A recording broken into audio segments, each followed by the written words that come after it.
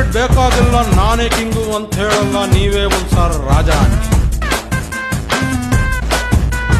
ಖರ್ಚು ಕಾಸು ಸಾಕಾಗಲ್ಲ, ಆದ್ರೂ ಕಾಲರ್ ಕೆಳಗಿಳಿಯಲ್ಲ, ಕಾಸು ಕೊಟ್ಟವ್ರು ಓಟ್ ಹಾಕಲ್ಲ. ಒಳ್ಳೆ ಬೀಸು ಹಾಕಿ ಸ್ವಲ್ಪ ಹರ್ಕೊಂತೀವಿ, ಕಣ್ಣು ಹೊಡೆದು ಕನ್ನಡ ಕಾನ ಎಳ್ಕೊಂತೀವಿ.